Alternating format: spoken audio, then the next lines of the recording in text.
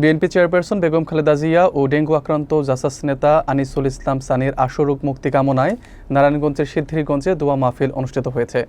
আকাশ প্রধানের উদ্যোগে আয়োজিত এই অনুষ্ঠানে বিএনপি ও অঙ্গ সংগঠনের স্থানীয় নেতারা দ্রুত আরোগ্য লাভের জন্য বিশেষ মোনাজাত করেন।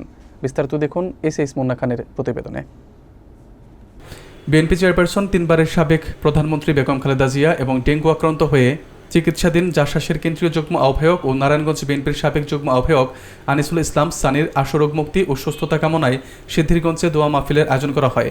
গত মঙ্গলবার রাতে সিদ্ধিরগঞ্জের গোদনাইল ভুইয়াপাড়া এলাকায় সিদ্ধিরগঞ্জ থানা জাসাসের সদস্য সচিব ও থানা কৃষক দলের সাবেক যুগ্ম আহ্বায়ক আকাশ প্রধানের উদ্যোগে এই মাহফিলটি অনুষ্ঠিত হয়।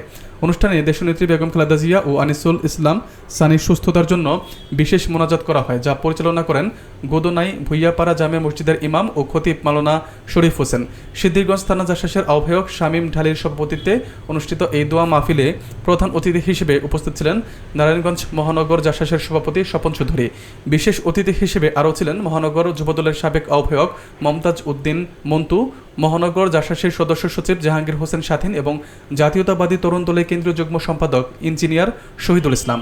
এছাড়াও মহানগর যুবদলের সাবেক স্বাস্থ্য বিষয়ক সম্পাদক নুরুজ্জামান সাউদ, থানা কৃষক দলের সাবেক যুগ্ম আহ্বায়ক মোহাম্মদ দুলাল হোসেন সহ যুবদল ও জাসাসের বিভিন্ন ওয়ার্ডের সভাপতি, সাধারণ সম্পাদক সহ অসংখ্য নেতাকর্মী উপস্থিত ছিলেন। আমার নতুন করে বলার কিছু নাই।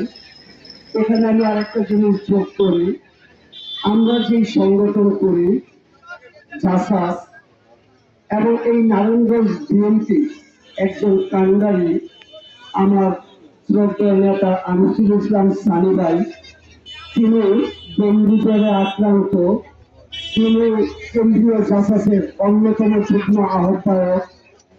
আমরা দেশনেত্রী বেগম খালেদা জিয়ার পাশাপাশি জাসাস কেন্দ্রীয় কমিটির যুগ্ম আহ্বায়ক এবং এই নারায়ণগঞ্জ বিএনপি একজন কান্ডারি বলা চলে। নিরক্ষর গণ আন্দোলনে আমরা তার নেতৃত্বে এই রাজপথ কাটিয়েছি এবং স্বৈরাচার আন্দোলনের মধ্যে বলিষ্ঠ ভূমিকা রেখেছি। আমরা সেই সামুদায়ের জন্য আপনাদের কাছে দোয়া কামনা করছি। এই প্রত্যাশা রেখে সরাসরি স্বাস্থ্য কামনা করে আমি আমার বক্তব্য শেষ করছি।